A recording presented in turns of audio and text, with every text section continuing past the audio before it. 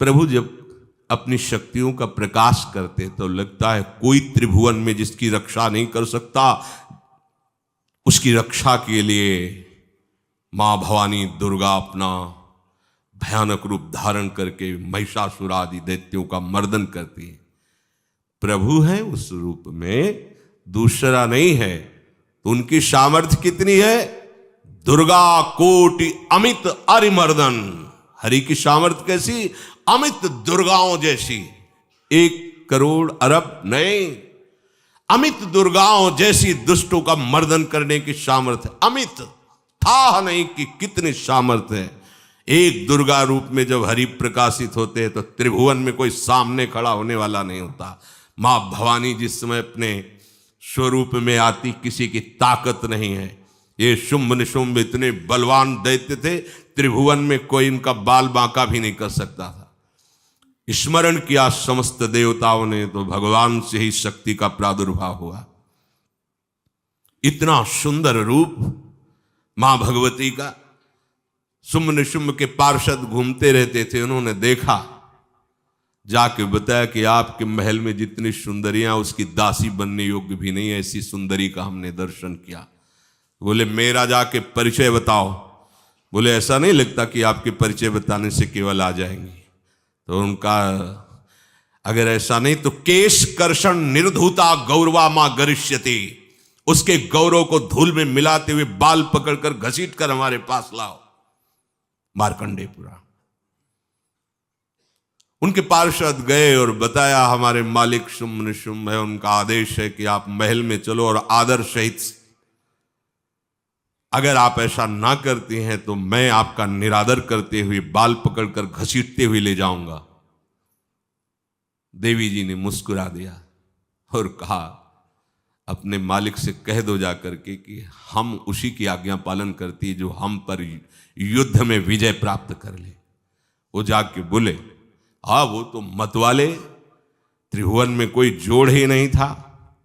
आए और उद्दंडता पूर्वक वचन बोलने लगे। माता जी ने कहा बस तब तक बोल ले जब तक मैं मधु का पान कर रही हूं। बस ये पान करते ही तेरी जीवन लीला समाप्त हो जाएगी। ऐसा ही हुआ। जो ही पान करके सिंह पर सवार होकर गर्जना की, सारा का सारा अहंकार धूल दूषित हो गया, काट के फेंक दिया। ऐसी अनंत अमित दुर्गाओं जैसी सामर्थ्य हमारे प्रभु श्री हरि में, अमित दुर्गाओं जैसी, क्योंकि अनंत शक्तियों के स्वामी हैं। उनकी लीला में क्यों में हो? अरे वो जब करुणा करते हैं, अपनी महिमा से उतरते हैं, तो भक्त जब ऐसे कर देता है तो डरप जाते हैं। माधवदास बाबा ने कहा नहीं चलना तुम्हें ब्रज में, हम तुम्हारी कहां तक सेवा देखेंगे, तुम्हें बाल भोग राजभोग। बाबा जी हैं, कभी मिला कभी यहीं रहो। वो बाबा आपके बिना नहीं रह सकते। दोबारा बोल नहीं पाए जगन्नाथ। ये सुन करके हृदय बलिहार होता है। ओ ऐसे सामर्थ्यशाली प्रभु अपने भक्त के प्रेम प्रणय पर भी कितना डरते हैं। ये भक्त नाच पड़ता है। ये कुतर्क की, संशय की वृत्ति यहां प्रवेश नहीं करती। दुर्गा कोटि अमित अरिमर्दन। अमित गिनती नहीं, ऐसी अनंत दुर्गाओं जैसी शक्ति हमारे प्रभु में विराजमान है। शक्र कोटि सत सरिष विलासा। आहा, अरबों इंद्र जैसा विलास प्रभु में। अरबों, एक इंद्र त्रिभुवनपति है, अरबों इंद्र के समान प्रभु का ऐश्वर्य है। और नवशत कोटि अमित अवकाशा, जिस एक आकाश के लिए गरुण जी से कह रहे हैं कि मच्छर से लेके आप तक उड़ते हो पार पाए। बोले ऐसे अरबों आकाश के समान अवकाश है प्रभु में। मरुत कोटि सत विपुल बल, रवि सत कोटि प्रकाश,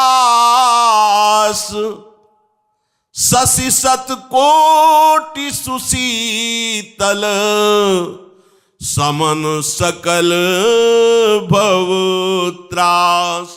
आहा, अरबों पवन के समान महान बल है। अगर त्रिभुवन में कोई बल है तो पवन में बल है, वायु बल। बड़े बलवान देवता, बल में इनके समान कोई नहीं।